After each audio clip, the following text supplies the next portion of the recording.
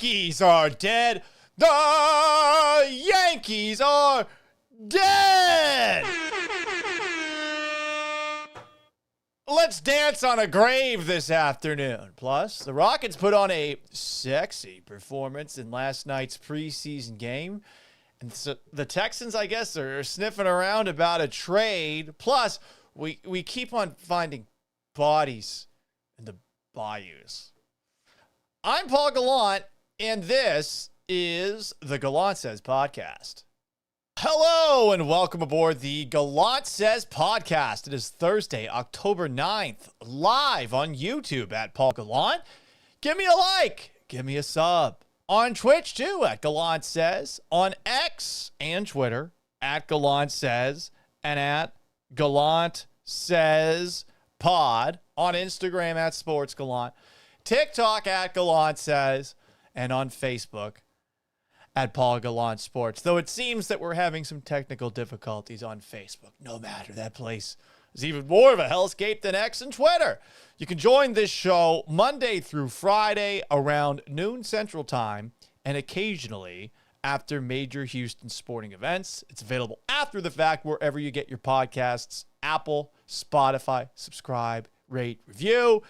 Best way to watch this show, in my opinion, is on YouTube. If you want to cut me off mid-thought, super chat me like it says up there, and I'll play this. Paul, stop talking. Listen. Former Houston Texan Wade Smith telling me to shut the fuck up. But I will eventually get to your comments, which you can also leave the old-fashioned way by email, gallantsays@gmail.com, and by leaving a voicemail, 281-836-3912. I'll be perfectly honest. I completely forgot playoff baseball was still going on. I know the Mariners are still alive. I'm hoping my friends in Seattle do well. I did used to cover the team up there. Cut me some slack. But I really forgot that baseball's playoffs are on. And I actually like playoff baseball. But with the Astros out, I have become very indifferent.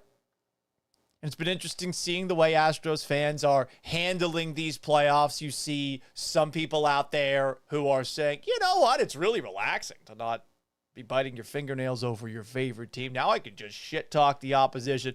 I will say, I don't want to go too far down that road, you know, where you're like, yeah, I like not being in the playoffs. I mean, that's bullshit. But some people are watching, hate watching. I completely forgot. And I missed out. I did not get to watch the Yankees get taken out back and old Yellard live. And I'm kind of bummed out about that. So today, if you're watching along,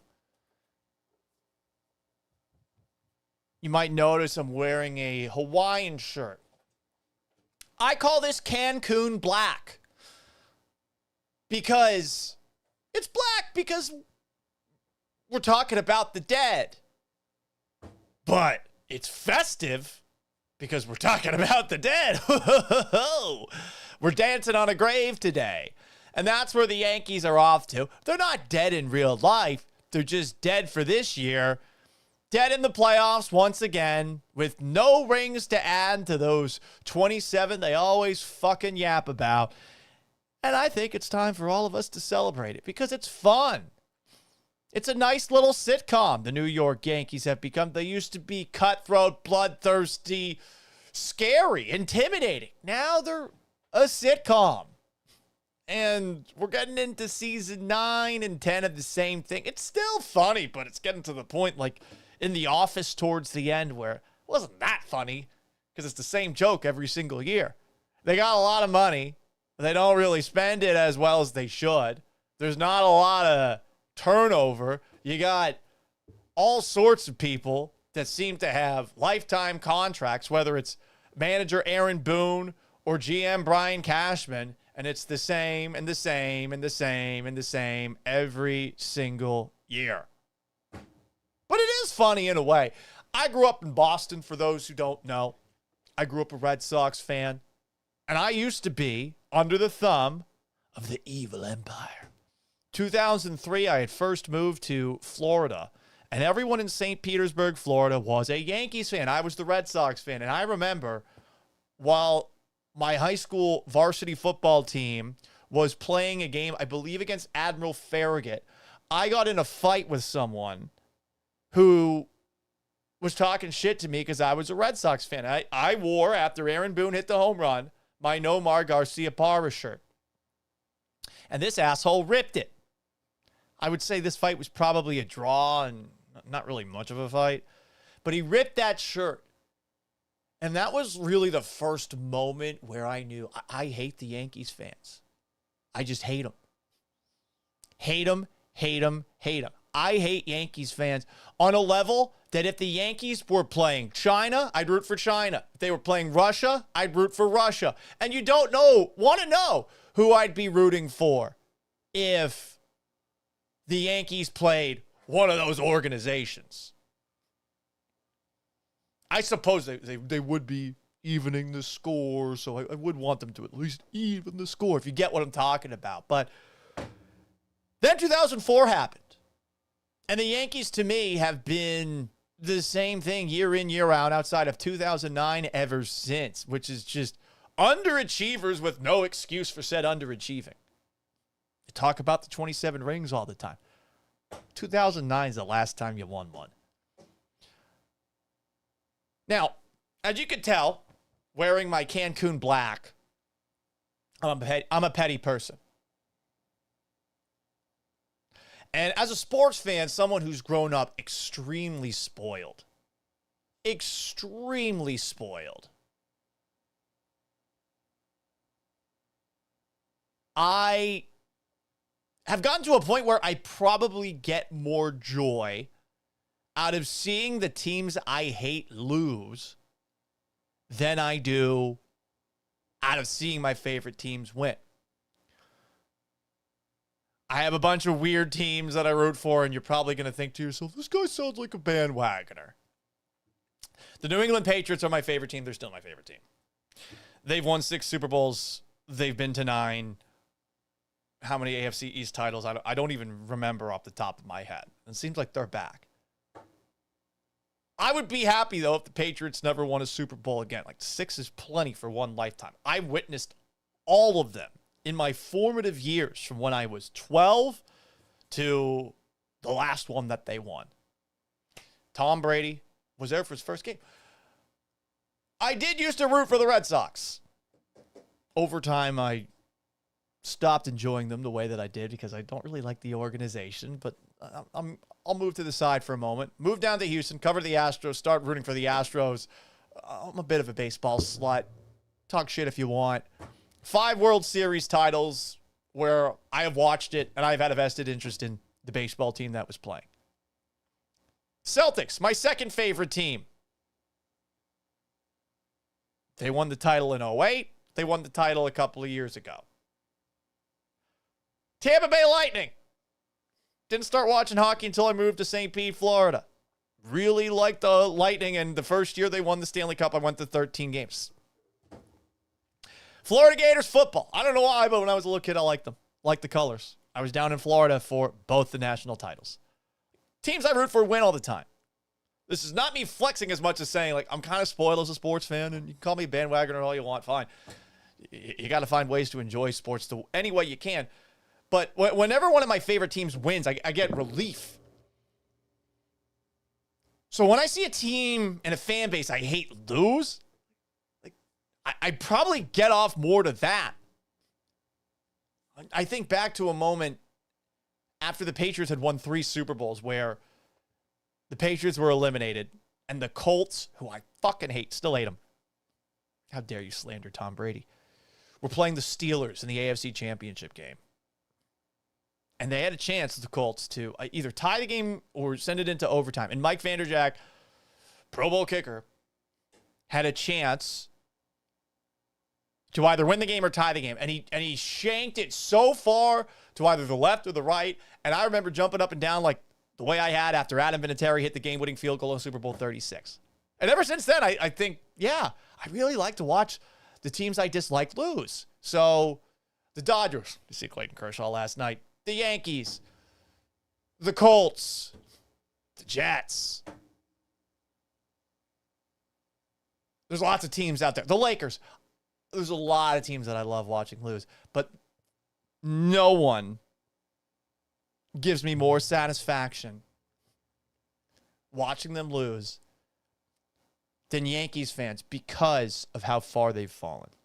Because they still cling to arrogance rooted in fucking 2001. Like pre-9/11 arrogance. By the way, they were in the World Series after September 11th and lost it. Like, you let the city of New York down. Unbelievable. And since then, they got to the World Series in 2003, lost to the fucking Marlins after they had beaten the Red Sox in 2007. They do win in 2009. Got to the World Series last year against the Dodgers. Summarily dispatched. And every single time, it's just so sweet because they're still arrogant and they have no reason to be it. Cowboys fans have put the arrogance to the side, the real ones that you know. They're not really that cocky anymore. They're self-deprecating. Kind of hate life. They realize that their organization is run by an old man who likes him some Johnny Walker Blue. The Yankees, though, for some reason, they think it's going to get better. At least their fans seem to. And it gets me off. So I'm going to do a little improv here. We all know that this is one of those shows where things get, in the eyes of some, gay, but in the eyes of me, musical. I'd rather just sing. So let's sing a little bit here. There's a song that the Yankees play whenever they win a game at Yankee Stadium, and I thought, how about I just riff right here? How about I just improv? We're going to play a version of this song that I believe will not get me dinged for a copyright strike. But ladies and gentlemen, a song that sounds very similar to what's played in the Bronx.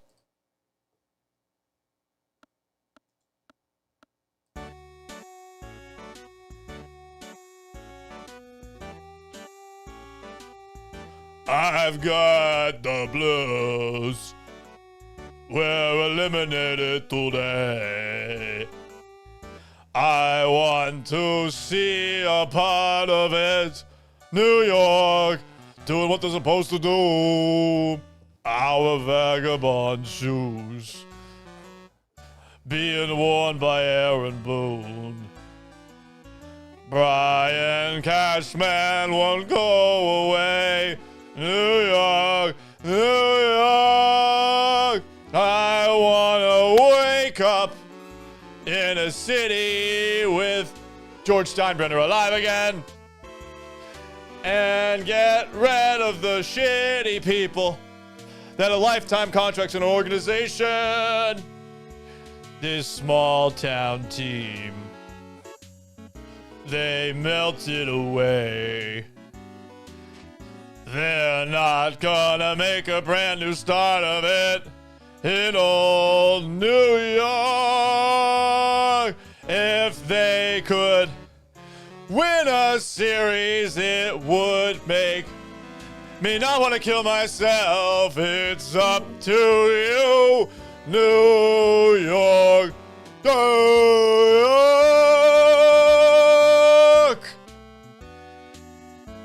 There you go, everybody. New York, New York.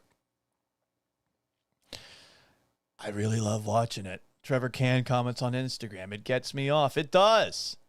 Steve M8739 on the TikTok says, the Yankees lose. I love it. I absolutely love it. More comments here as we ask about noted Yankee hater Paul Gallant. My cat is very upset about me singing. She's biting my ankles. What? What do you want, sweetheart? Can you please stop biting me? Do you like singing. No. She just hit me in the face. No scratches there. Jesus Christ. Oh boy. What do we have here? Aaron Boone's back next year per Greg Todd on the Instagram. We do have some breaking Astros news to get back to in a little bit.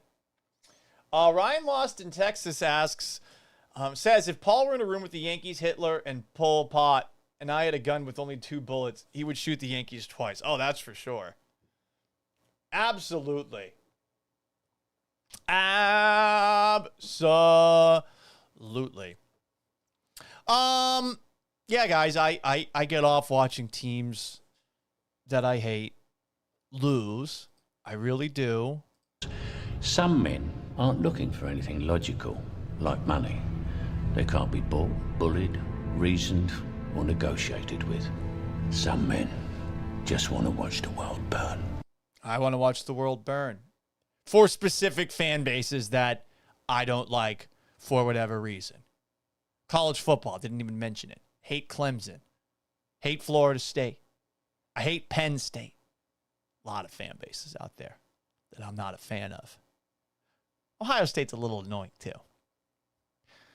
And the best part is, I can talk shit about these fan bases with the kind of arrogance that Yankees fans wish they had because of all the titles that I listed just a moment ago. This is the quote that I would use, and sorry, I watched The Dark Knight again last night. You have nothing to threaten me with. They don't. I am a champion. They are not. And because that's the way it is, I can do this when it comes to watching Yankees fans be upset. Oh, the tears of unfathomable sadness. Yummy, yummy, you guys.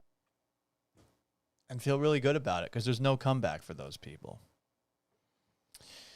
The Yankees seem to be in denial, at least as of the last 24 hours plus. Aaron Boone was asked about his future right after this game was done. Here's what Aaron Boone had to say about his future with the Yankees. Here we go. Aaron Boone, everybody. Aaron, I'm sorry on it, but it becomes a subject every year. Do you have any reason to think you won't be back managing the team next year? No, I'm under contract, so no, I don't expect anything. Yeah. How could you not? You were winning the AL East. Blue Jays overtook you. Blue Jays beat you. George Steinbrenner wouldn't stand for this shit. And there's a part of me that kind of misses the George Steinbrenners of the world being in baseball. Meddlesome owners generally think they know a lot more than they actually know. You could maybe point to Astros owner Jim Crane on that front. But at the very least, they seem to give all the shits, and that's what you want in an owner, right? And the Yankees don't have that. George Steinbrenner would take someone out back after this. Whatever Steinbrenner, Nepo baby, Lucky Sperm Club winner is running the show now. Like, this guy doesn't have that. And his father's probably ashamed of him. In the same way Logan Roy in Succession looks at all of his kids and says, you are not serious people. Yankees fans would kill to have someone like George Steinbrenner back because at a certain point, there needs to be a head on a spike. And yet, we still haven't seen it. I'm under contract. That's Aaron Boone, what he said after his team was eliminated. We've also got Devin Williams. I don't know who Devin Williams is. Look at this guy. Look at this. Remember when the Yankees didn't allow facial hair? Look at this guy. This is Devin Williams' comments on the end of the Yankees season. I think everyone in this room came into today expecting to win tonight. Expecting to compete for a World Series this year. And at the end of the day, we fell short. It's obviously disappointing we didn't reach our ultimate goal, but I would say that this was still a special year. We had tied for the most wins in the league. A lot of good stories from this year. Still a special year, tied for the most wins in the league. Hey, dog, what did that get you? You had to play in the wild card round against the Red Sox, and that series was close, and the Red Sox weren't supposed to be playoff contenders this year. It's crazy. And again, remember when they didn't allow this shit? There used to be an image to the Yankees, and I'm sure, I actually relate with Yankees fans here. Growing up a Pats fan, there's an arrogance and there's a level of expectations that you have, and you think your way's the only way. And maybe that's not the case with the Patriot way or the Yankee way elsewhere. But, do you want this? Can you believe this is what you're hearing afterwards? I mean, fuck, man. But let's revel in the glory of the eliminated New York Yankees a little bit more. Because it was not that long ago after the Yankees won Game 3 due to the greatest home run ever hit, because Aaron Judge actually did something for a change in the postseason, to see Yankees fans so excited and arrogant after said Aaron Judge home run that tied a game that the Yankees eventually won to avoid a sweep. It's beautiful. And yeah, we're going to keep laughing at this because it's awesome. This Ken Rosenthal article, I mean, what a blowjob this is to a moment in time that is going to be forgotten very quickly. How Aaron Judge's momentous home run was better than a perfect swing. I guess Ken Rosenthal talked to Paul Goldschmidt about said home run. A perfect swing. Okay. Cool.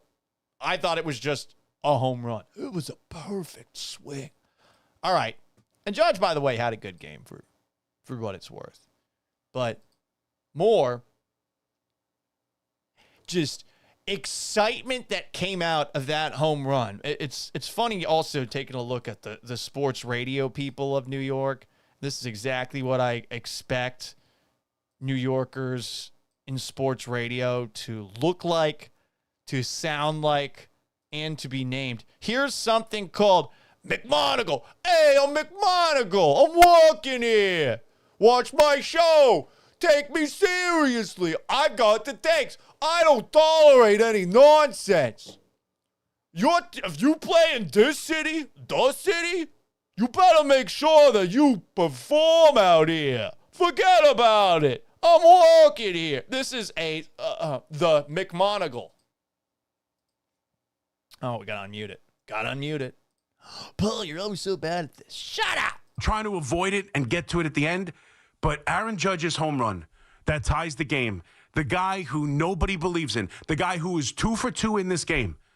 2 for 2. The guy who is dragging them back when no one else was doing anything. The guy I have been critical of, you have been critical of, even in this postseason where he's having a great postseason. That game 1 strikeout with the bases loaded was the signature moment of this series. It was going to be hard to hold it to that if this game went. It was going to be hard. The way it went in the first couple innings, if they just got their ass kicked, it was going to be hard to say that moment. But that was the pit. That was when they had their chance. From that moment on, they got their doors blown off. And to come up in that spot off of Arlen, who's throwing 100 miles an hour. And I don't care about all the numbers. I know Fox gave you the first. All right, blah, blah, blah, blah, blah. I mean, look, you can tell right here. He thought this was going to lead to a Yankees victory. That they were going to come back and win this thing. Not so fast, my friend. Here's Nick Turturro, who I'll give Nick Turturro credit. he's very passionate about the Yankees. He's a very entertaining follow as far as following the New York Yankees. But here is how he sounded after that Aaron Judge home run. It's 6-1. Yeah, we ain't dead yet. We ain't dead, baby. Went to church, said my prayers. Father Steve, a Dodger fan, even prayed for me. The big man came through. See you tomorrow night. Yeah, I love it. The dream is alive. We can do it. Yeah, Judge had his moment. Come on. Fuck the Jays. I mean, they used to look down on the Blue Jays. They were looking down on the Blue Jays earlier this year. Remember this?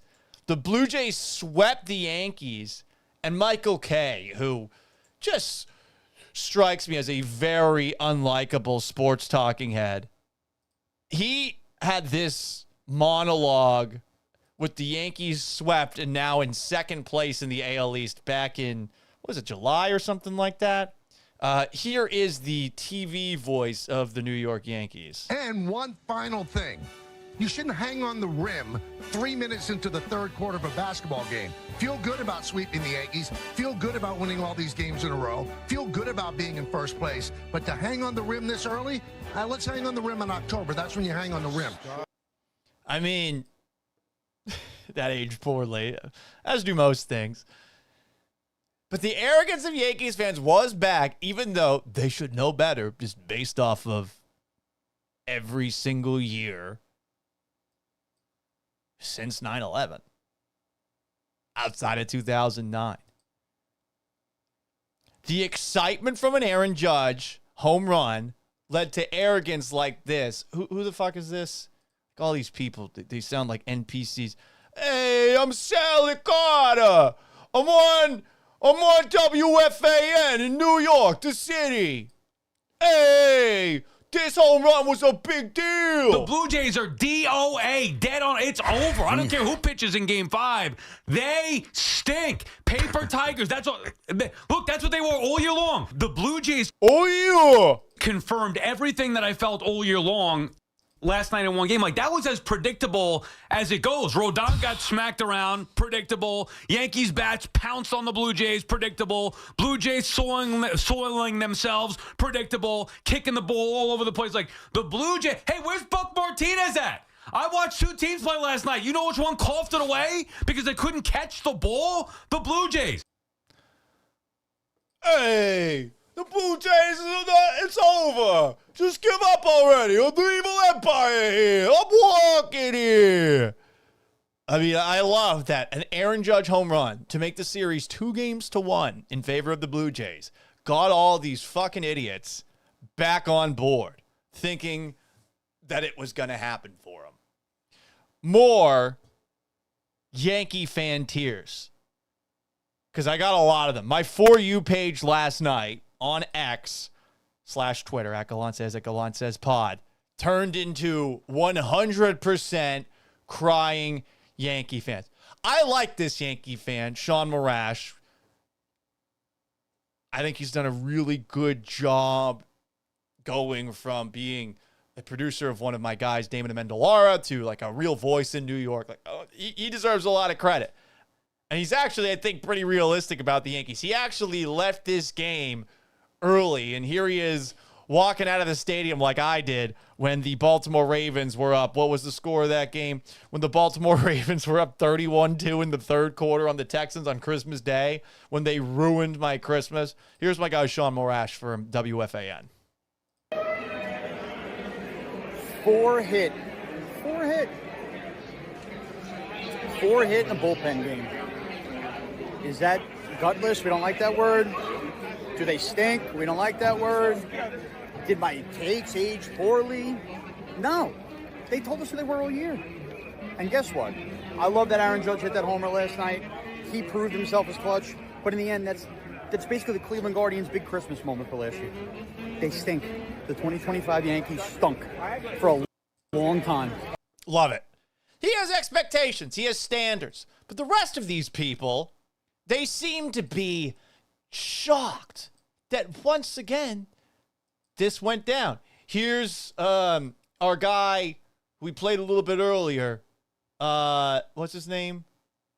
McMonagle. Hey, I'm McMonagle. I'm walking here. Here's McMonagle after last night's Yankees loss on WFAN.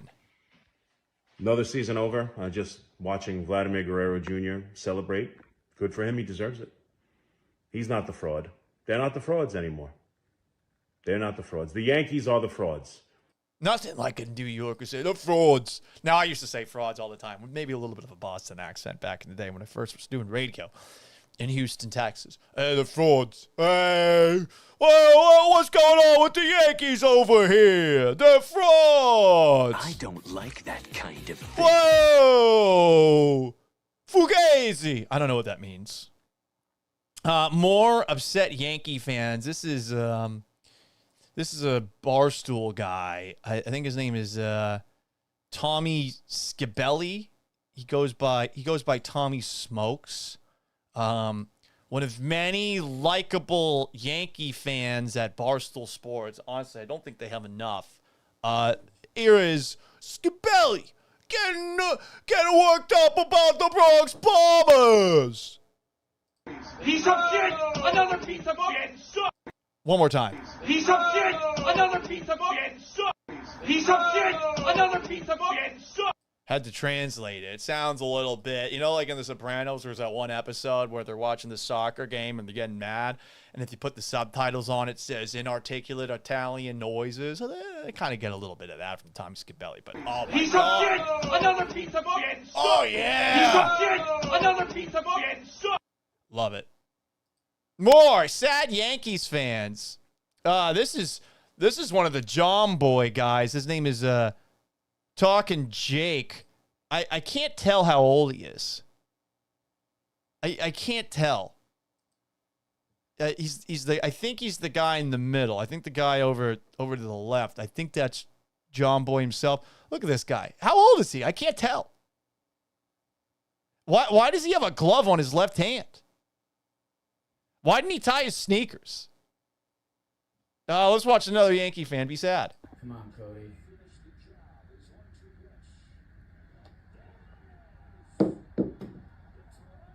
That was a ball. Fun year except the summer and the playoffs. Oh, no. I'm going to have to get another glove for my hand. Comment from Alex A. Here we go. I knew we'd get one eventually. Yankees are still better than whatever team you like. Well, not against the Astros in the playoffs. You're 0-4, right? Oh, they were cheating. Forget about it. What are we talking about here? Oh, no. You guys cheated us in 2017 and in 2015 and 2019 and 2022. Hey, forget about it. You haven't beaten the Astros in the playoffs. So honestly, did you make the playoffs? I don't know. I mean, the Astros aren't very good right now, but what are you? Don't you have standards? Hey, we're the Yankees. We got a tradition. I bet you, Alex A., I bet you've been alive for one ring. 2009. One. By the way, talk about asterisks. I mean, who was on that roster? I don't care about the steroid era, but you people claim 27 like you were alive in 1927. And it's something else. Grew up rooting for the Red Sox. Yeah, congratulations. You finally beat them for a change because they've had the upper hand on you for a long time. What is it? 4 World Series to 1? And now the fucking Blue Jays are overtaking you. I mean, how embarrassing is that for you? How embarrassing is that? You're never going to be good again because next year it's going to be Aaron Boone and it's going to be Brian Cashman. Hey, don't remind me of that. Hey, at least I got the Jet. Oh, wait, at least I got the Giants. Oh, they lost to the fucking Saints on Sunday. Hey, well, I got the Rangers and the Islanders. What are they doing? Yeah, but I got the Knicks. Oh, the team that finally I guess, are you hanging a banner for beating the Celtics in the playoffs last year? Like, are you doing that? Oh, don't talk to me like that. Oh, don't talk to me like that. You don't want to run into me in public. I might be 5'6", wearing a wife beater and a Jorge Posada jersey with a fake gold chain that I bought at Spencer's and a bunch of fake Timberlands that I got at Walmart. But I'll give you a whooping. I tell you, you don't want to come to the Bronx. Forget about it. Anyway. My cat's sitting behind me. My cat actually hit me earlier because I was trying to do a New York song. I'm sorry, baby. I'm sorry. Thank you for watching my show. Thank you. You're so sweet. B. Hannon says, someone check on Jake Asman. We probably should. Ryan Houston Texas is funny. They won't even let me fuck the pizza anymore. Ain't got a lot of water and the bagels and the pizza. Hey, I'm working here. Forget about it. She's not thrilled. But listen, you shouldn't have come in studio, hon. Shouldn't have come in studio. What else do we got? Sad Yankee fans. You think I'm done? You think I'm done here? B. Schwett told me to calm down. No, I'm not gonna calm down. This was amazing. Like, all these people just popped up on the TL last night. We got a couple of Nick Turturro rants. He posted these 3 minutes apart last night, 9:43 and 9:46 p.m. This one is posted with the caption, and it's in all caps. This one posted with the caption, "This fucking sucks. Always coming up short to better, more well-rounded, solid team. Year after year, every fucking year. I am so fucking upset." Let's hear our guy, Nick Turturro. Yankees fan extraordinaire. Fuck. Nothing left to say. It just didn't show up today after a great win yesterday. Judge did everything he could do in the series. Everything he could do and then some. Cam Schlittler was terrific tonight. I hear a lump in his throat. I kept us in the game. Then a fucking error killed us. The Blue Jays kept coming. We just did not show up. We had fucking chances in the 6th, the 7th, the 8th. Unbelievable. Just got beat by a better team. It's always the same shit. A fucking error that killed us when it was a 2-1 game.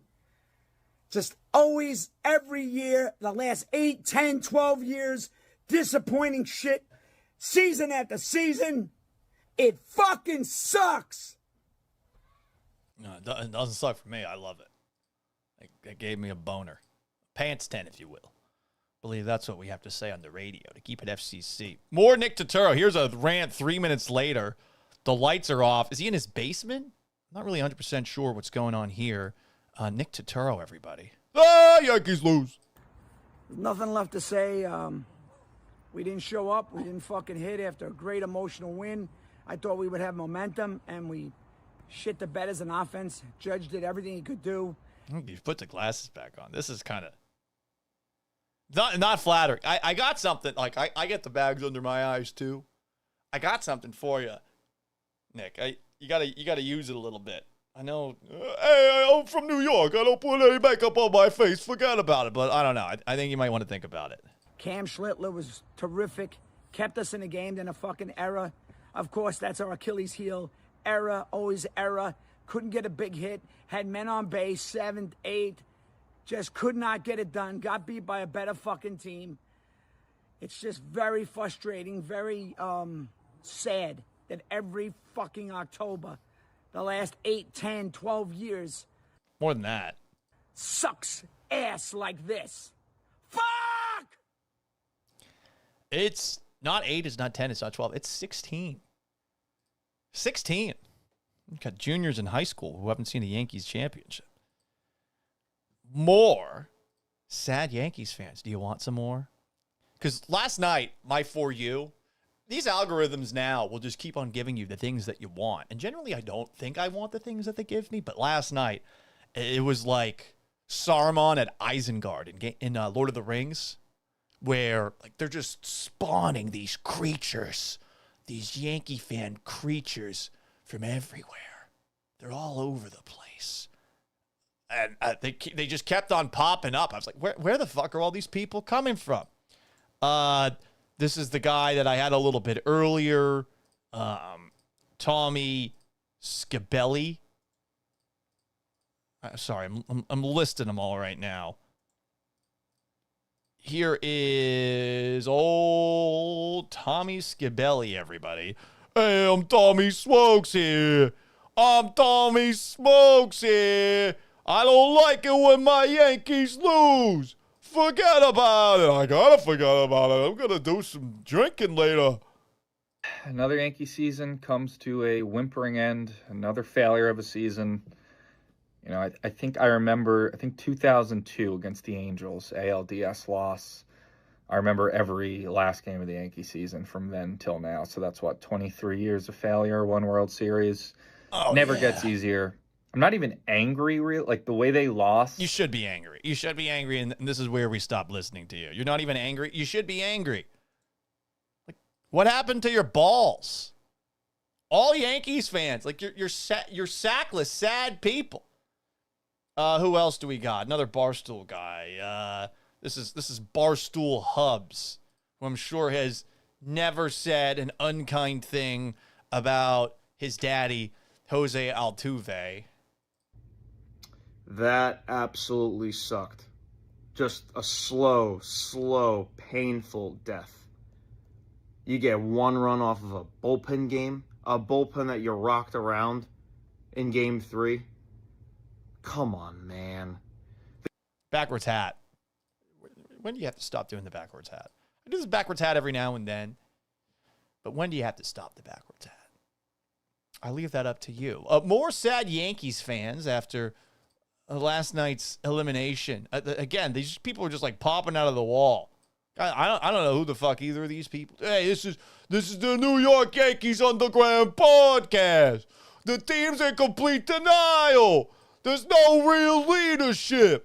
Nobody at the helm. They handled everything over to the Geek Squad from Best Buy.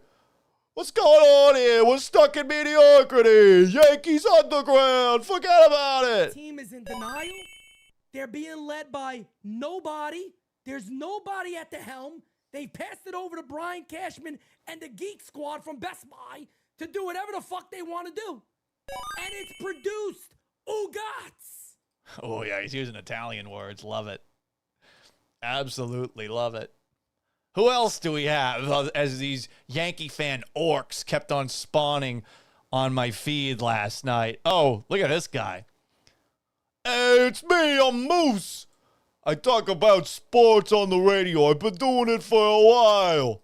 I went to the game last night. I was wearing a suit. I was wearing a tie. I do that occasionally. It actually does make him look professional. But I loosened my tie to show how frustrated I am with the current operation. Hey, it's me, Moose. All right, elimination day for the New York Yankees. So if you're celebrating on this Wednesday night, well, yeah, Yankees lost. Yankees lost. I mean, congratulations to our cousin Dom and all the Jays fans up there in Toronto.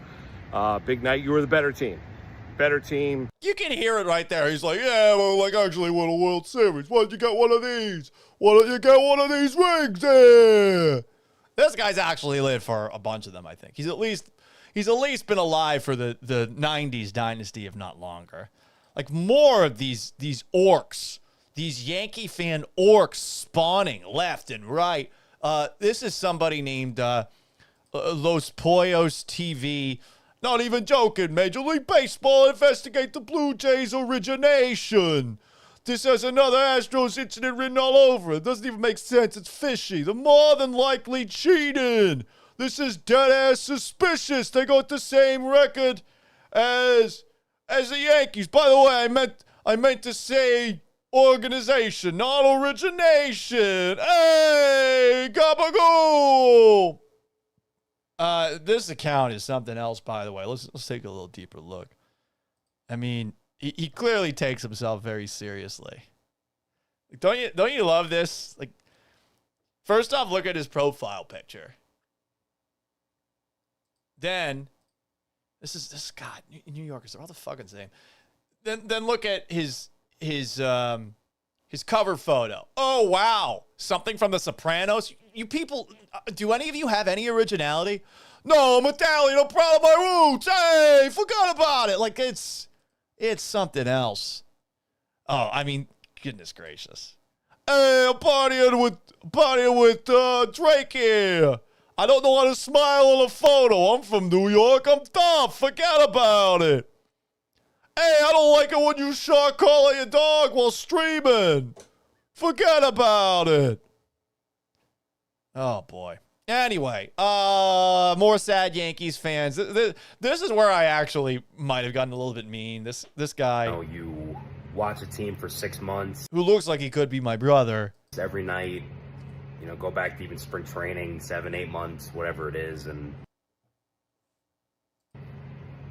it just ends like that. You know, that is... It does end like that. Okay, we've got enough sad Yankees fans, huh?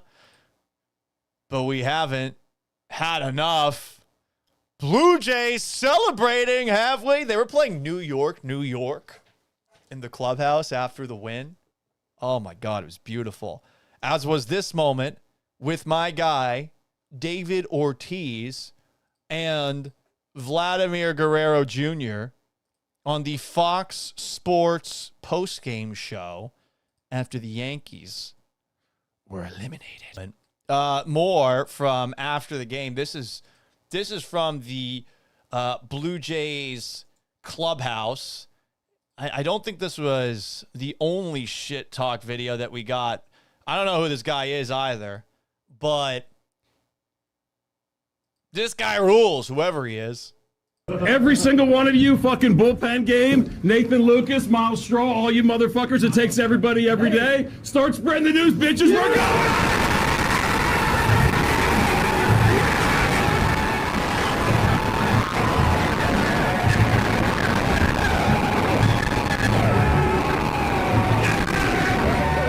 Playing New York in the background. That's awesome. Good for the Blue Jays, who, by the way, you might not have known this, but the Blue Jays, I guess, were the only team that congratulated the Astros after they won the World Series in 2022. Look at that. It's pretty cool. Pretty cool.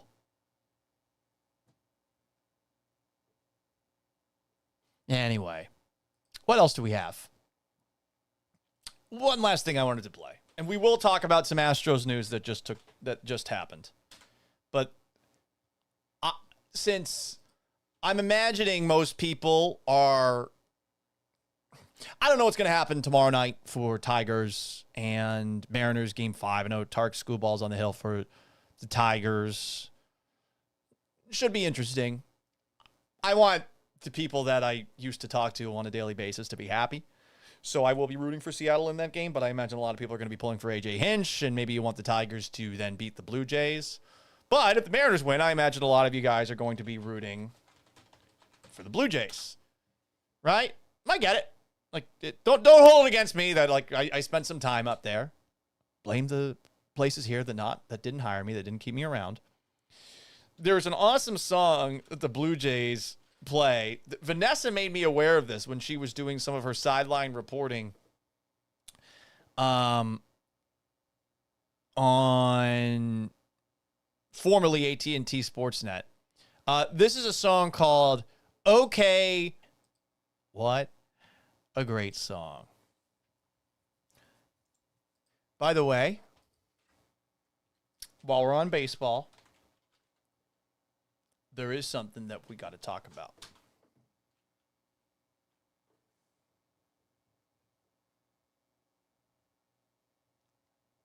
It's time to break some news.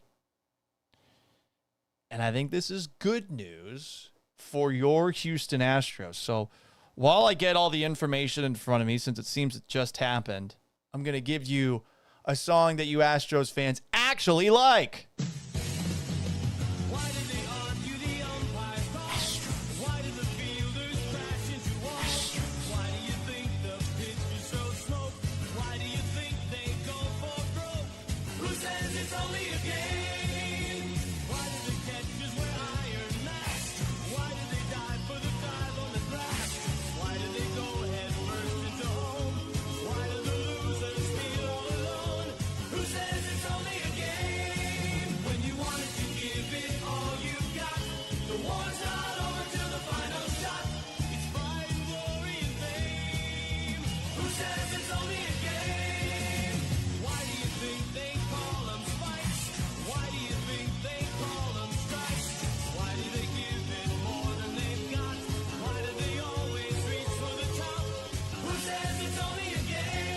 Hits me now. Astros baseball.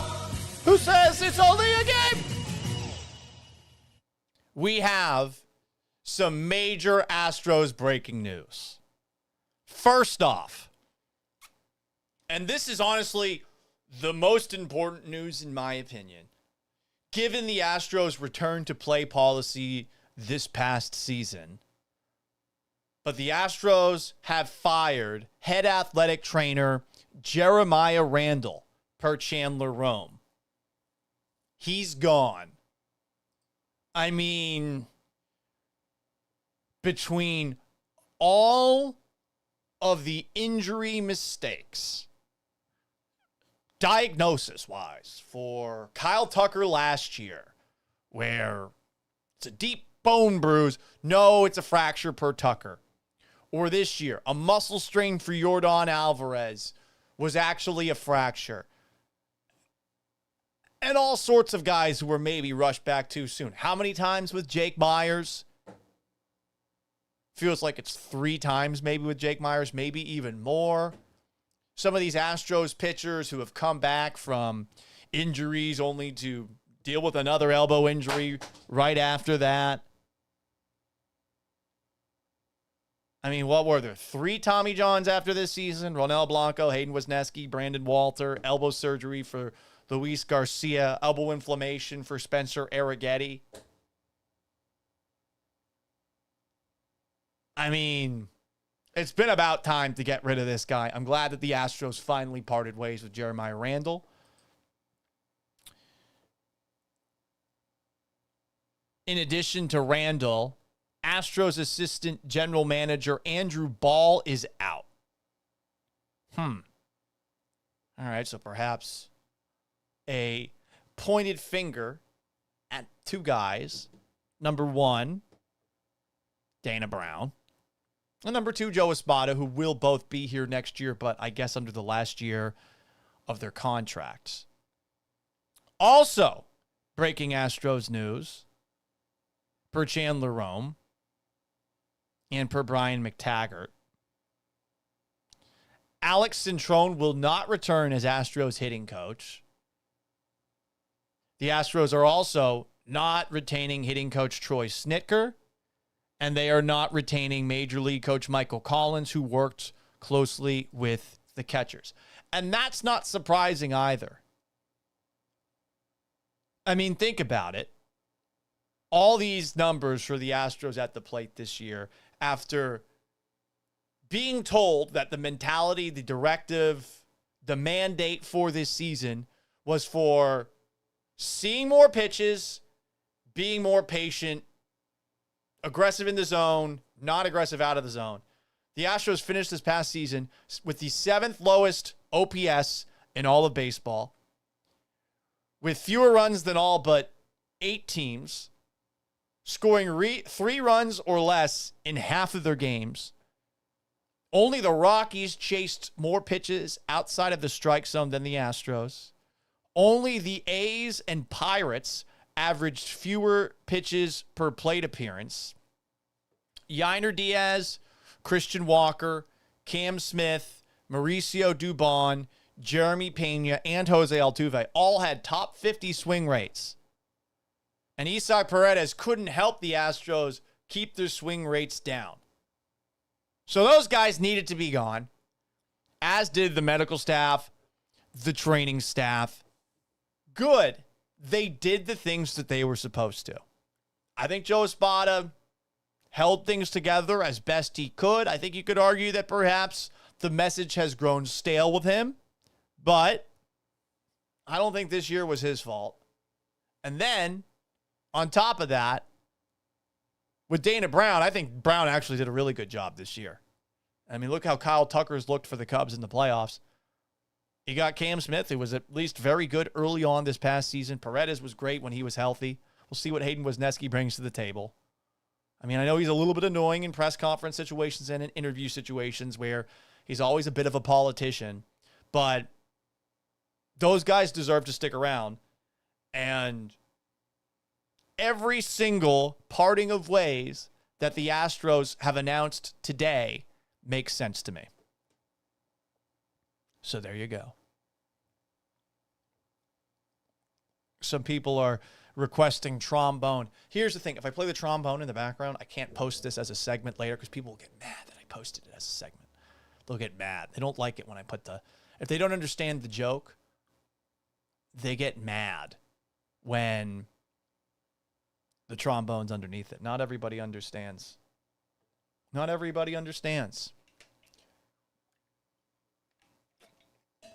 But how about that? We gave you an hour of baseball talk. I actually had a conversation today with somebody who I respect as I take a look at what's next for my career. The person was giving me some advice, and I was talking about how I don't like baseball. And yet it seems like people like my baseball takes, even though my baseball takes aren't particularly informed. So we just gave you an hour of baseball talk. Was 50-plus minutes of it me shitting on the New York Yankees? Yes, it was. But hey, guys, I gave you what you wanted. I gave you everything you wanted. I don't know what that is. That's some music. I'd rather just sit. I'm everything you want. I'm everything you need. I'm everything inside of you that you wish you could be. I say all the right things at exactly the right time. Anyway, bringing it back to some questions being asked here. Shredder S07 says, nothing makes me happier than the cry stream by John Boy after the Yankees exit the playoffs. I mean, there's so many of them. There's so many. There are so many guys who, like, look and sound exactly the same. Hey, I'm Moose. Hey, I'm McMuffin. McMuffin after dark. Jesse asks this question. Could you see Maldonado on the staff next year? Maybe. Maybe. That would be something else. All right. We gave you a lot of baseball. Let's talk about what happened for your Houston Rockets last night.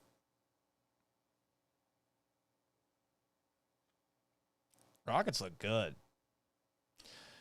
The Rockets looked really good. That's the most I've watched of any preseason sports game in a long time. And while it was against the Utah Jazz, the Rockets 140-127 win was pretty damn sexy yesterday.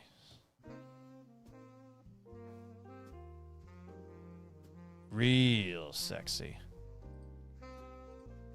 Now, again, I don't know most of the Utah Jazz players outside of Yusef Nurkic, Ace Bailey, and Kevin Love.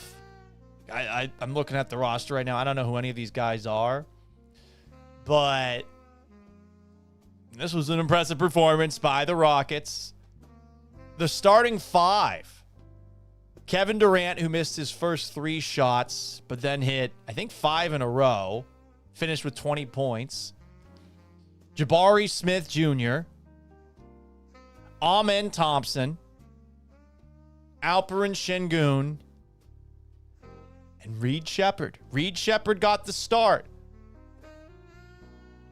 Liked what I saw from Durant. Amen Thompson was all over the place. Alperen Şengün creating offense for others with 13 steals. All of the things that we saw from the main pieces. Pretty exciting. Jabari Smith was 3 of 5 from outside.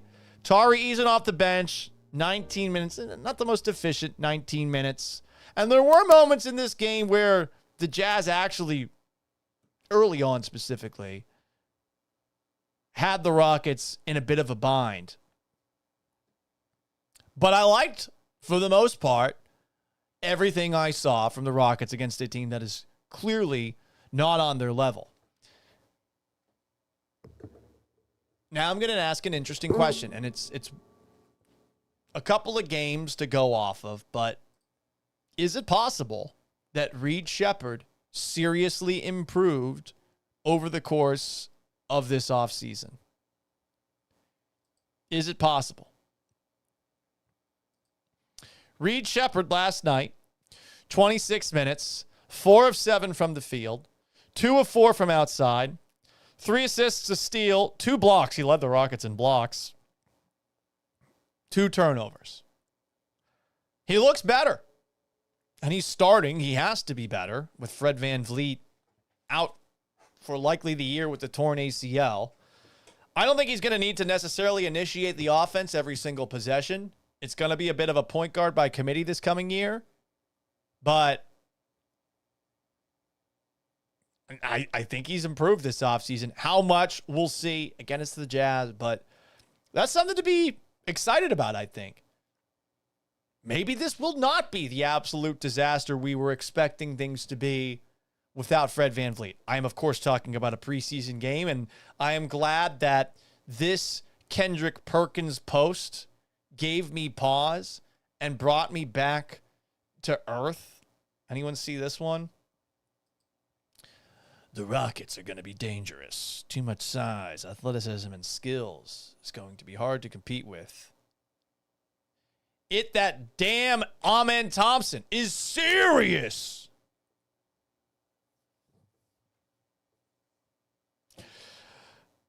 Sure, but I like Kendrick Perkins. He was a big part of my favorite Celtics team, 2008, that won the NBA championship. But there's a part of me where I hear Kendrick Perkins talking. I'm like, do I disagree by default? Do I need to sit and wait for other people that I trust the opinions of to have this opinion before I start buying into this Rockets team this year without a Fred VanVleet?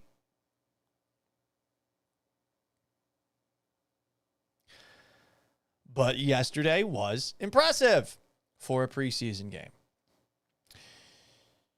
Big Ball Squad 2021 asks, did you see the video of Victor Wembanyama training with Hakeem? Yeah, and I think what was most jarring about that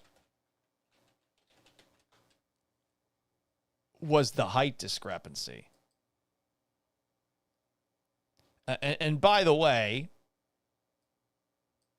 here's the photo. And again, it's one of those photos where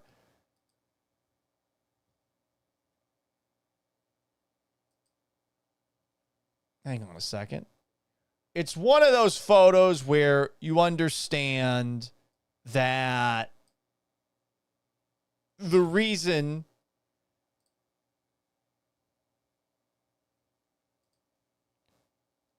that Wemby looks so big compared to Hakeem is that Hakeem is standing behind him. But I mean, dude is huge. Dude is huge. Also, here's another one. Like, Snoop Dogg is tall. Look how tall he is next to Snoop Dogg. Snoop Dogg height. 6'4". Snoop Dogg's 6'4". Look at that. Insane.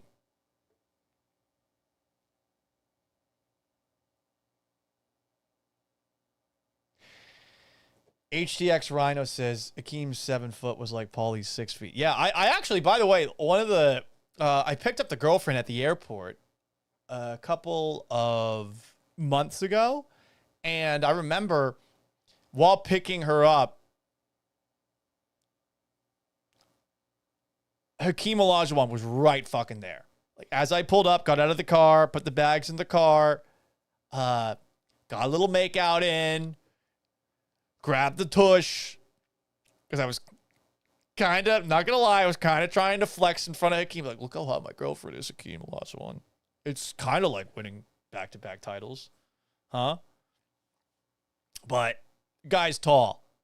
And Victor Wembanyama is making him look like a spinner. I don't know. Oh, look, here's Chase Morgan bitching again. Too much of a zoom out. How about fuck off? Camera is how the camera is. How about that? How about that? I appreciate you liking the live. And yeah, always with the girlfriend named up because she watches the show. If I don't compliment her, she beats me. I'm kidding. She rules. What do we got here? What else are we going to talk about today? I'm going to save this Texans topic for tomorrow's show. Since the Texans have a bye week, I think it's going to be evergreen. Also, for tomorrow's show, Chandler Rome is going to join me. I'm going to be interviewing him tonight, and with the Astros making some moves, it'll be rather timely, that's for sure. I'm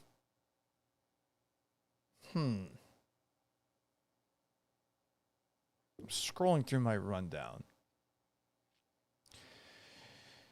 This is starting to get a little alarming. No?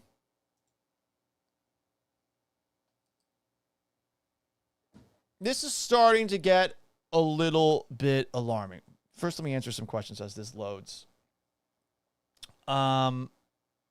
Somebody asked a question on the Twitch. RJ17KA asks, does anyone know why Paul isn't doing the midday show on 97.5? I missed something. Yeah, I got laid off. It has been officially a month today. Pretty crazy how quickly the month has gone.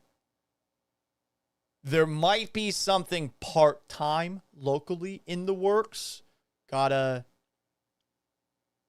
square a couple of things away. But for now, we're going to be doing a live stream from about noon to 1:30 Central Time every single day. You can watch it. Chase Morgan's asking, and says he'd love to show on 97.5. I appreciate you. How can someone support me? Here are how you watch the show. YouTube, @Paul Gallant. Subscribe, like this video. Twitch, @Gallant Says. Facebook, @Paul Gallant Sports. Facebook wasn't working for whatever reason today. X, @Gallant Says, @Gallant Says Pod. Instagram, @SportsGallant. And on TikTok, if you're watching right now, @Gallant Says. Coog Blaze says, Paul, 790 mornings. 790 has never reached out to me once about anything. Ever. Not once. Would I be opposed to it? No. But they've never reached out to me. Not once. I am very curious as to see what they will do in the morning. But they've never reached out to me. This is getting a little concerning. We've been seeing a lot of headlines like this recently. Headline from KHOU 11. Body spotted in White Oak Bayou near Taylor Street. Houston police say a body was spotted in Houston's White Oak, in Houston's White Oak Bayou near I-10 and Taylor Street. Written by Jamie Galvin. Houston police say another body has been spotted in a local bayou. The latest development in a string of recent cases that have raised concern and speculation across the city. Houston police said officers responded to a report of a body in White Oak Bayou just after 9 in the morning yesterday. The dive team recovered the male body at Marie Street. There were no obvious signs of foul play. The investigation is pending autopsy results and cause of death by the Harris County Institute of Forensic Sciences. Anyone with information is urged to contact the Houston Police Homicide Division. This comes as investigators continue to review several deaths involving bodies found in Houston area waterways. John Whitmire, mayor of Houston, addressed the discovery on Wednesday and once again said there is no evidence the recent bayou deaths are connected or the result of criminal activity. Said Whitmire, no evidence whatsoever that they are connected. The briefings I've gotten, most of the individuals were making personal decisions, such as swimming in the bayou. What the fuck? Swimming in the bayou? I actually don't believe that. If John Whitmire wants to tell me that there's no serial killer, part of me is obligated to think, well, maybe he's just telling us because he doesn't want to panic and there actually is one going on. But someone voluntarily swimming in the bayou in Houston is a fucking crazy person and should be institutionalized against their own will. But more from this statement from Whitmire. Most of the individuals were making personal decisions, swimming in the bayou. His friends see him go down and don't come back up. But out of respect for the families, I'll refer you to the Houston Police Department. I understand we have a body found in White Oak Bayou. We have 2,500 miles of bayous. Like I said, they're not related. It's been politicized by candidates and others, which is unfortunate. Probably not paying proper respect to the families. Well, that's how you politicize that. My competitors are all dehumanizing the dead. Fuck them, is what you should think. They're monsters, the people running against me. But I'm not. I'm good. I'm the best. I'm great. More from Whitmire. Of course, Houston police monitors this. It's happened since Houston was creative. There's a lot of homeless people that are looking for shelter. Quote, just to give you an example of people living under a bridge, they lose their life to cancer or diabetes. What do you think the encampment does? They don't call a funeral home. The person oftentimes is up in the bayou. It's sad. It shows why we need to do everything we can to get folks in shelters. Well, in case you don't know this, the people that go to the shelters, they have to want to go to the shelters. They have to want to turn their life around. And there's a lot of people that don't want to do that. Of course, yeah, they might be in poor health, cancer or diabetes or something else and die, but they also might die from an OD and all that. He's right in that this could be homeless people that are found in the bayous, but, I mean, there's been a lot. 6 bodies over 11 days were found in Houston, all over the place. 5 of the people were identified. And the city keeps on saying there's no serial killer. Paul, what's your take on all this? I don't think this is a serial killer.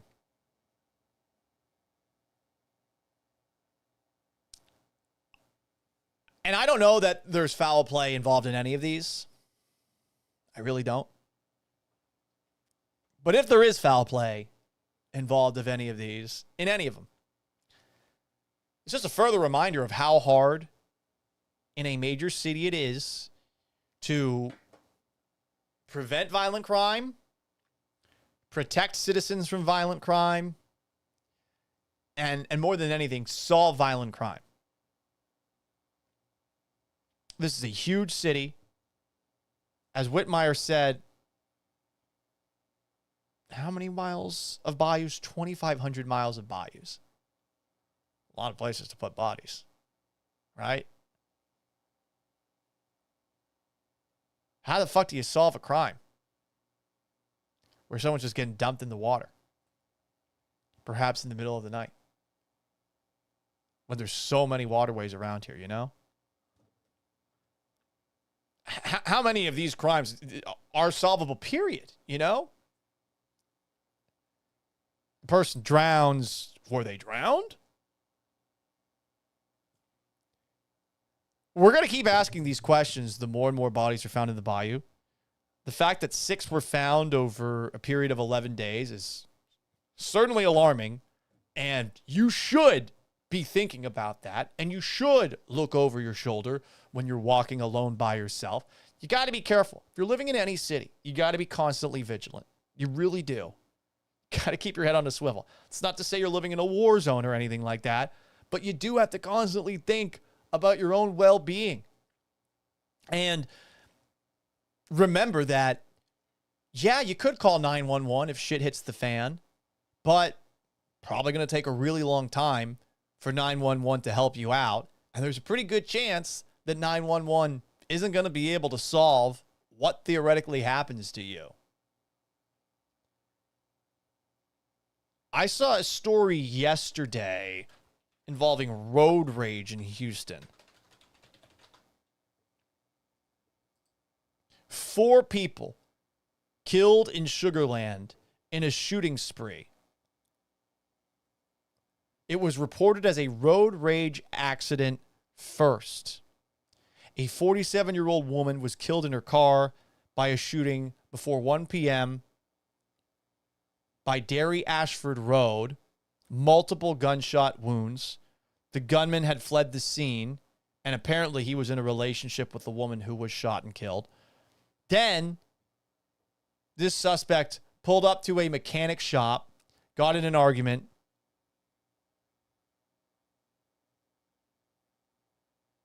This same person, and somehow they tied these two things together, shot the mechanic who he got in an argument with, shot a person outside, a witness who was recording him on a cell phone, killed both of them. Awful.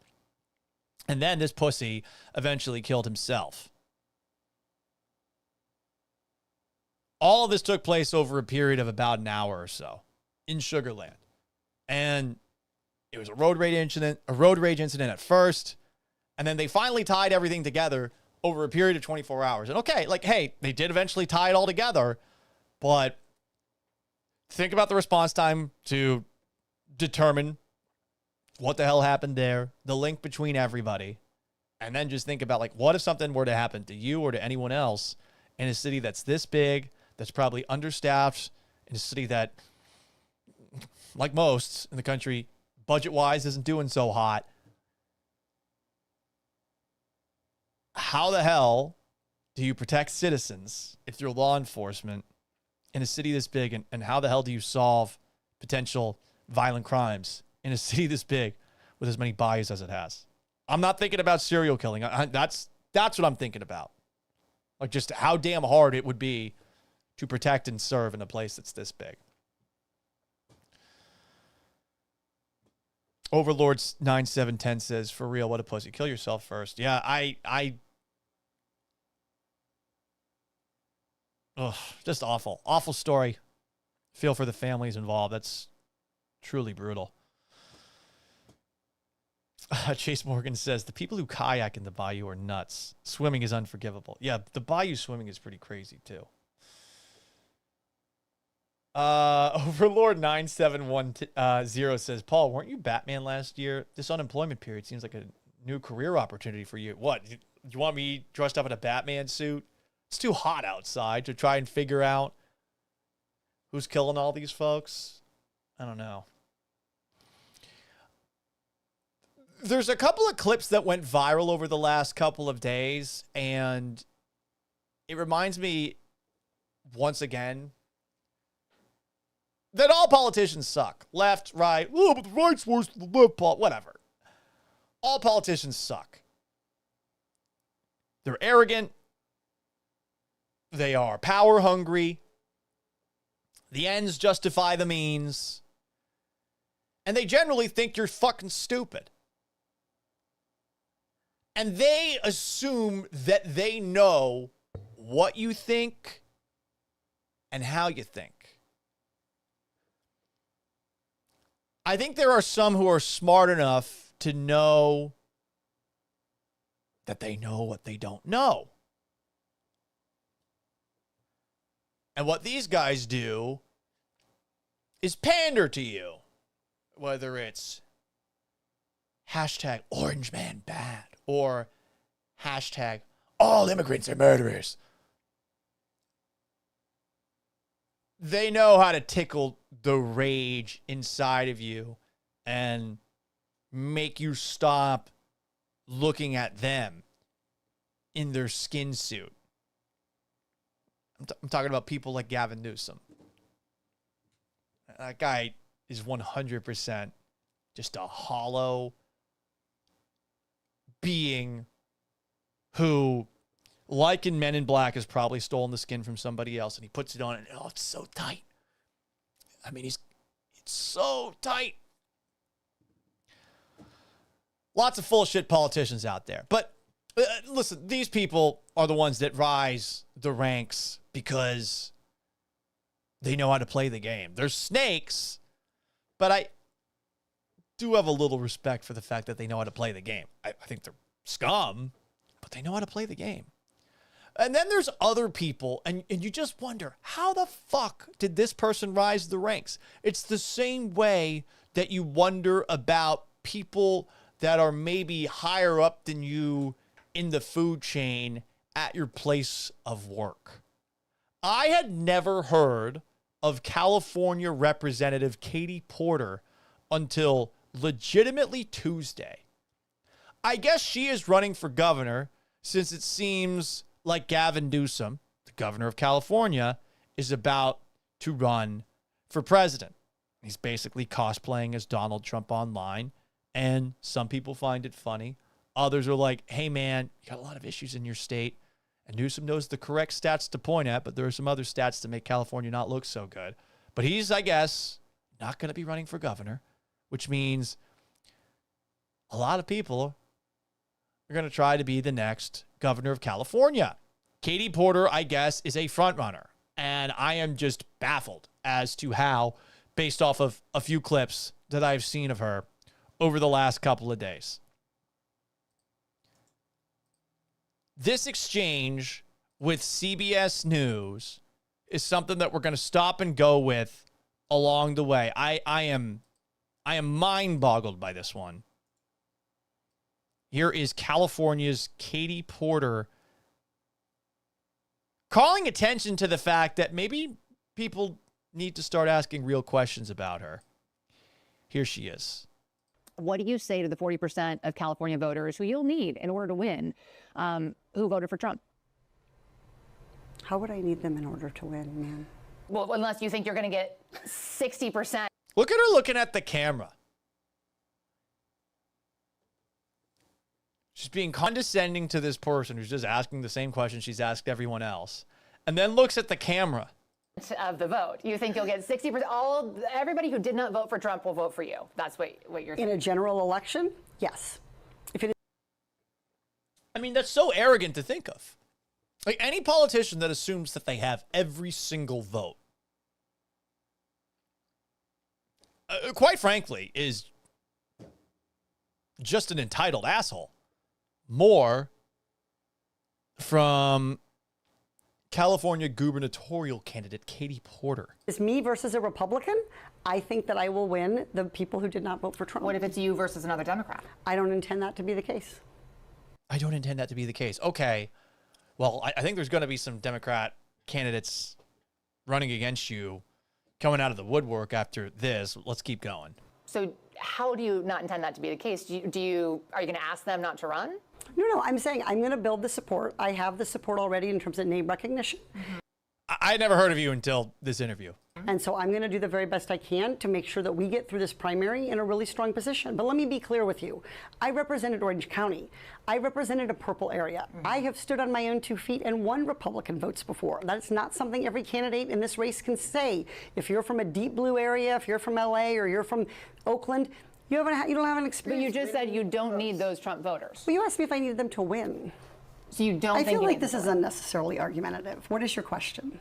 The question is the same thing I asked everybody, that this is being called the empowering voters to stop Trump's power grab. Every other candidate has answered this question. This is not Correct. And I said I support it. So, and the question is, what do you say to the 40% of voters who voted for Trump? Oh, I'm happy to say that. It's the do you need them to win part that I don't understand. I'm happy to answer the question as you have it written, and I'll answer it. And acting like you don't need them to win, even if that actually is true, is frankly just a cunty thing to say, for lack of a better term. You do have to be respectful of people who don't align with you politically. I think we've gotten very far away from that, both on the left and the right.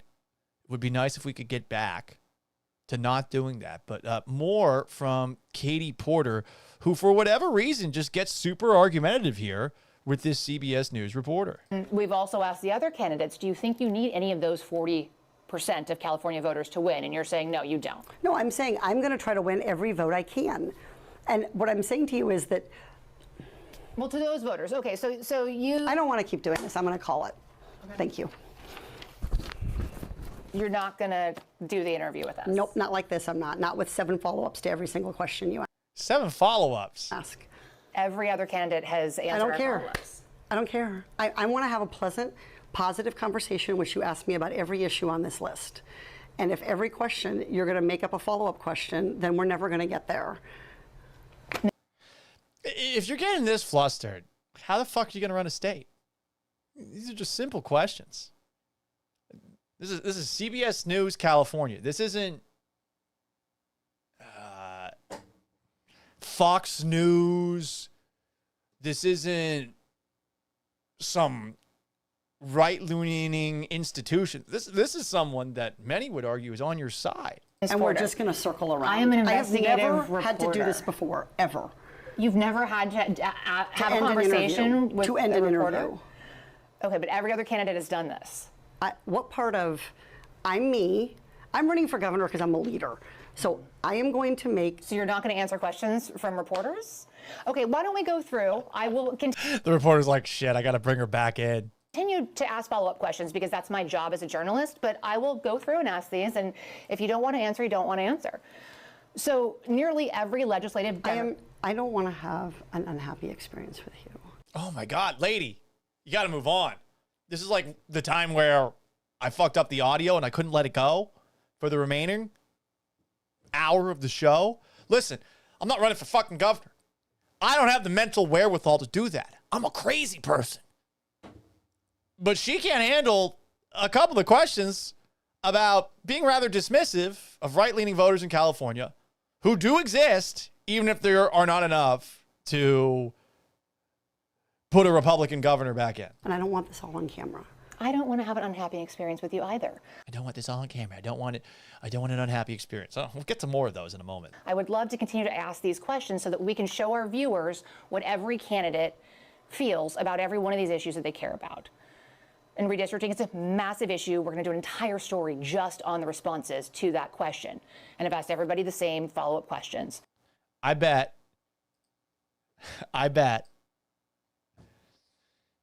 that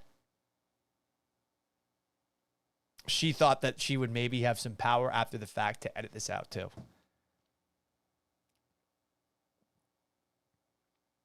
More Katie Porter, who I was unaware of, completely unaware of. I'm a political casual until earlier this week.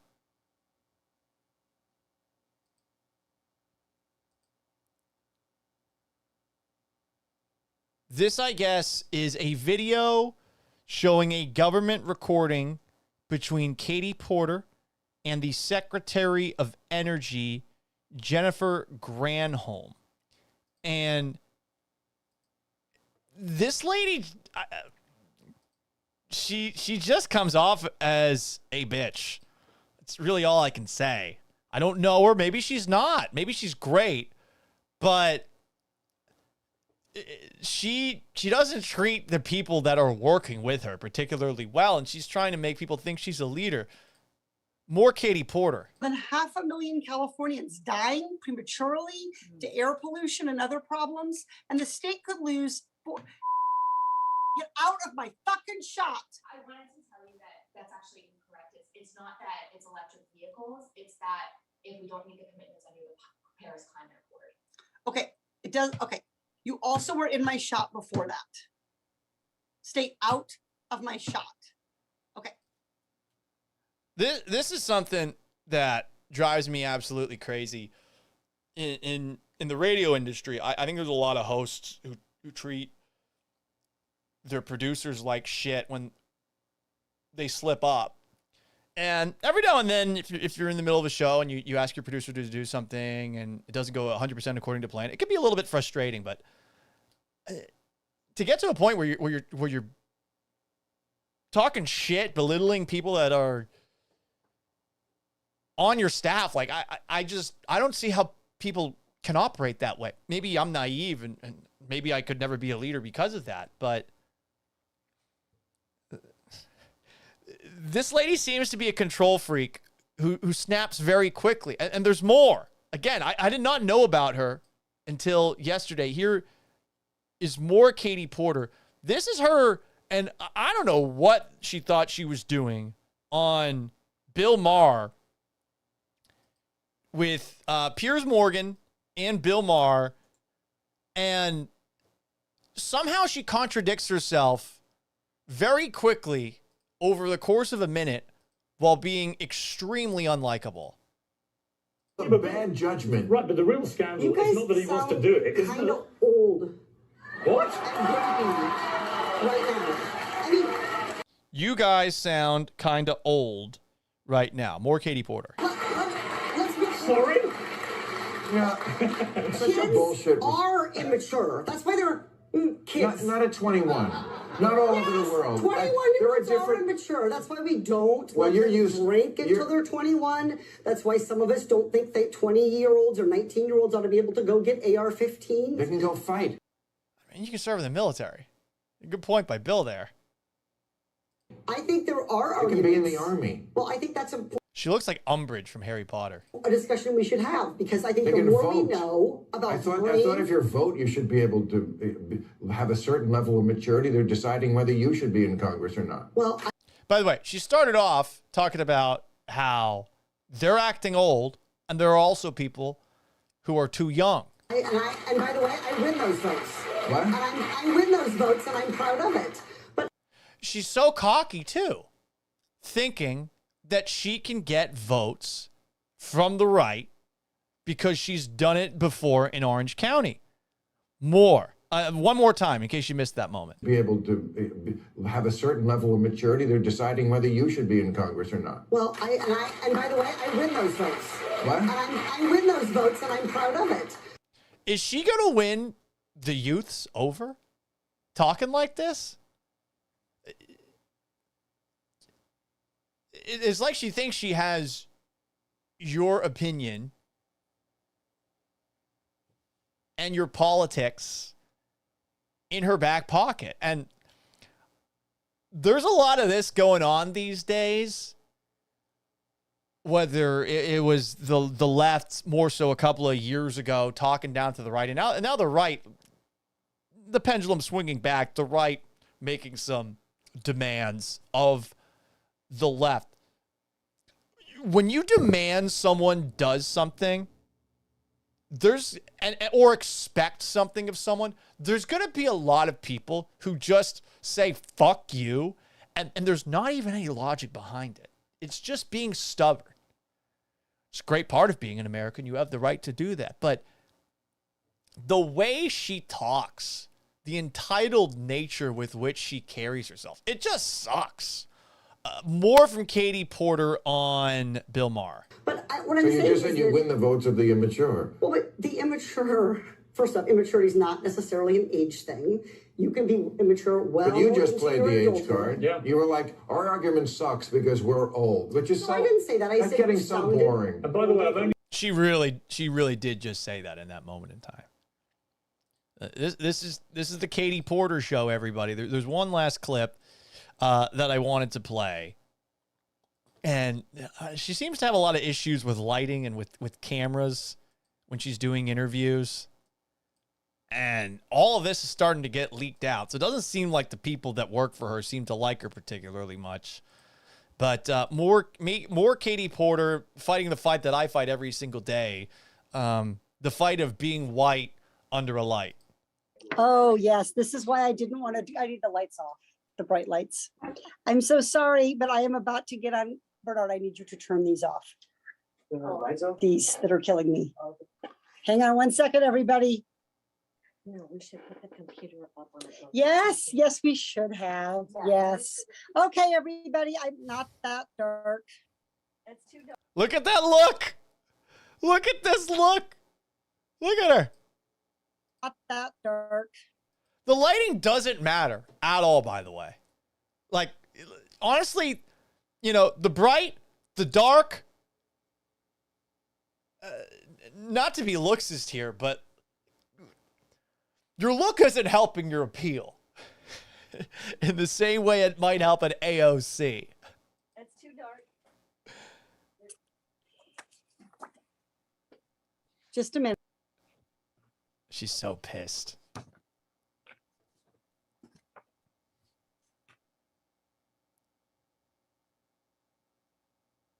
Oh, it's just dark.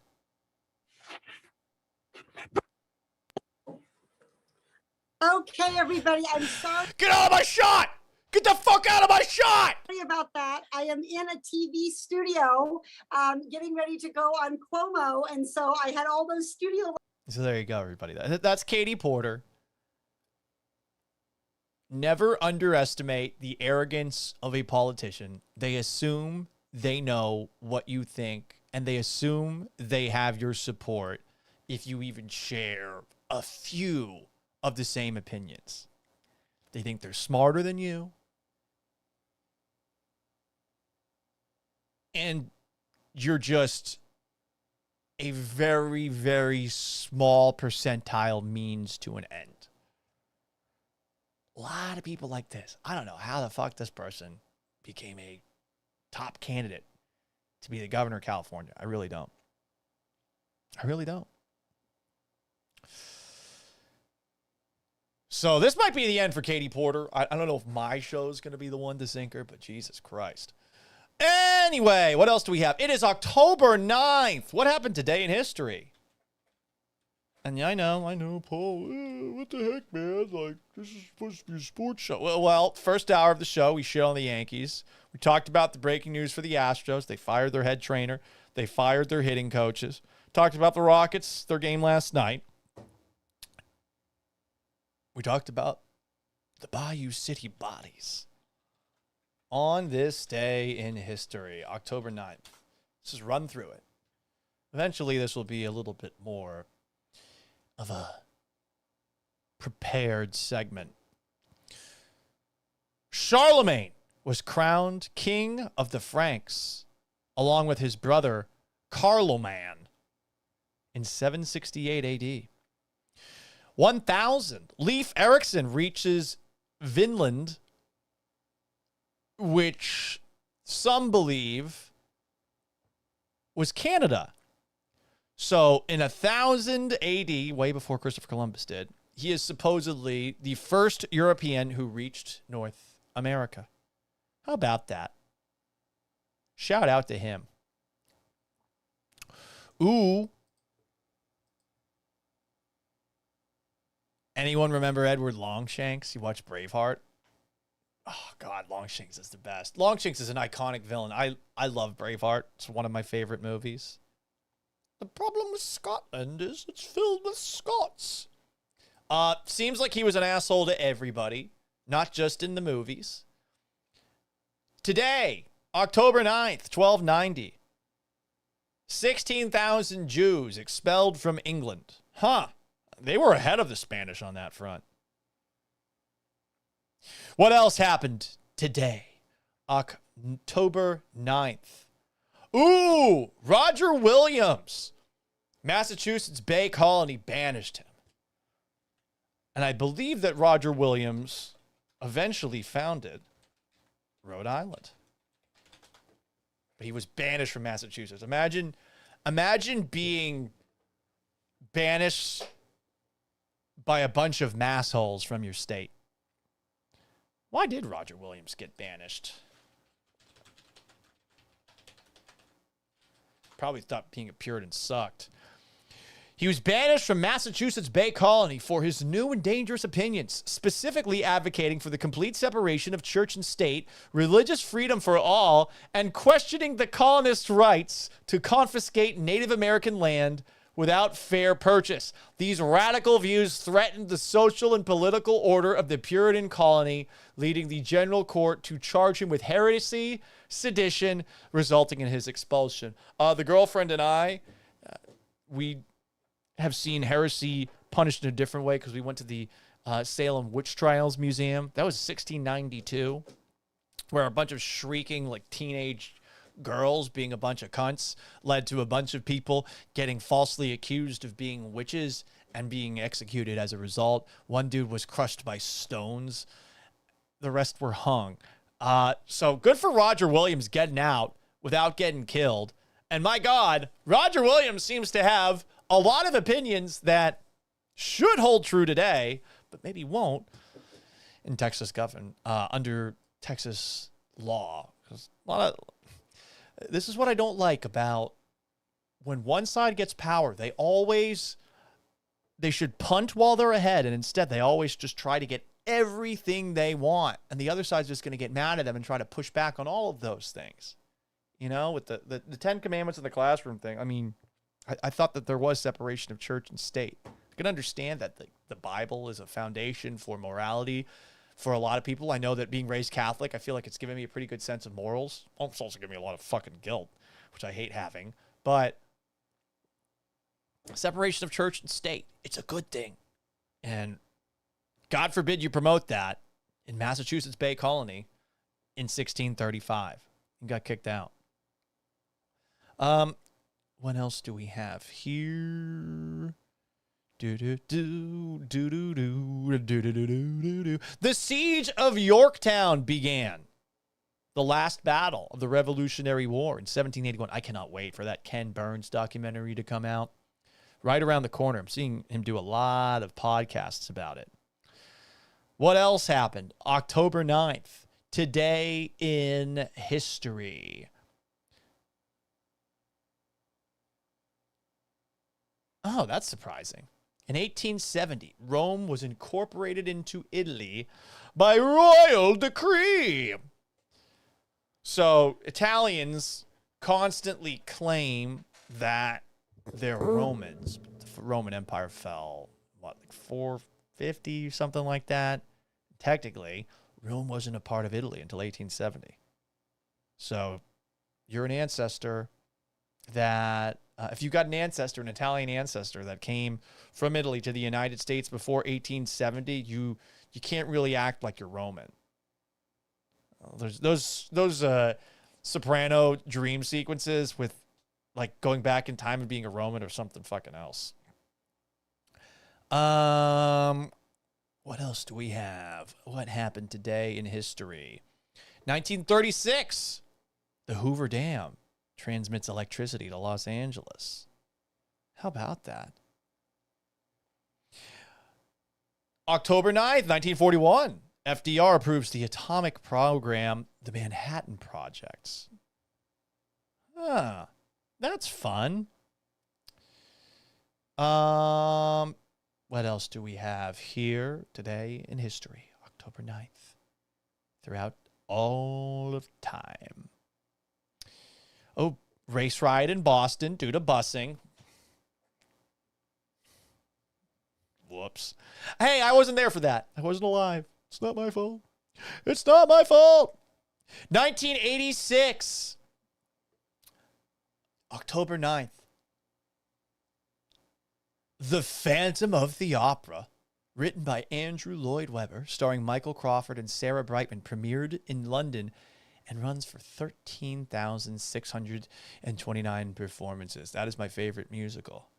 No more talk of darkness. Forget these nighttime fears. I'm here with you, beside you, to hold you and to guide you. Say you love me every waking moment. The Phantom of the Opera is here. You're past the point of no return. The final question, the games we played till now are at an end. Yes. Yes. What else do we have? Oh, God, this is annoying. October 9th, 1990. Radio stations around the world play Imagine to honor John Lennon on what would have been his 50th birthday. Imagine you know what? I think it's time. No one's seen this in a while. It's been a long time. But I think it's time to remember an iconic moment in celebrity history. Imagine there's no heaven. They did this on the radio to honor if you him. try. No hell below us. Who's that? Above us only sky. Who's that? Imagine all the people. Oh, that guy from the Jury Show. Living for today. Yeah. Imagine there's no countries Does Timothy Chalamet have gap teeth? It isn't hard to do. It's Jimmy Fallon. Nothing to kill or die for. Strong, powerful, independent woman. Religion too. I don't know. Dua Lipa? Imagine all the people. Oh, wow. Try hard karaoke. living for today.